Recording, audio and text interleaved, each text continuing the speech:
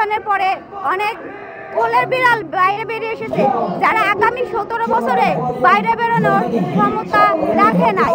এটা যদি আমি নাম না উল্লেখ করি, আমার এই বক্তব্যে অনেকে বুঝতে পারবে যে কারা কারা এই ধরনের আছে।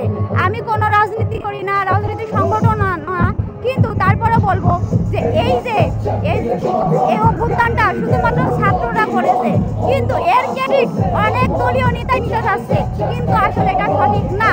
এটা প্রথমে ছিল কোটা আন্দোলন থেকে দফা বাড়তে 9 দফা থেকে দফা কমতে কমতে 1 দফা এসেছে। এখানে কোনো রাজনৈতিক দলের কৃতিত্ব ছিল না, ছিল শুধু সাধারণ ছাত্রের। কিন্তু এটার পিছনে এখন অনেকে রাজনীতি করছে, রাজনীতি দলগুলো করছে, অনেকে বলছে যে তারা অংশগ্রহণ করছে। আসলে কি তাই?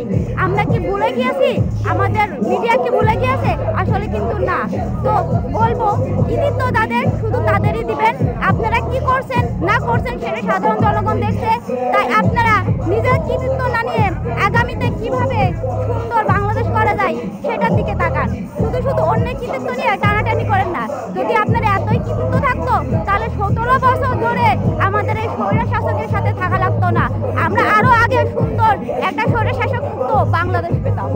দুর্নীতিমুক্ত, ঘুষ মুক্ত, স্বৈর শাসক মুক্ত একটা সুন্দর স্বাধীন বাংলাদেশ দেখতে চাই, যেখানে কোনো বৈষম্য থাকবে না, যেখানে কোনো দুর্নীতি থাকবে না, ঘুষ থাকবে না, ধনী গরিব সকলে যেন এক কাতারে দাঁড়াতে পারে, এমনকি কোনো ভিআইপি প্রোটোকলও যেন না থাকে।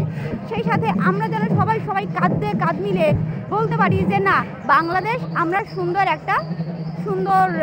আগামীতে যেন ভালো তৈরি করতে পারি। এই জন্য আমাদের প্রত্যেকের আশা থাকবে, প্রত্যয় থাকবে যেন আমরা সবাই আগামীর বাংলাদেশ তৈরি করার জন্য আমরা সুন্দরভাবে কাজ করতে পারি।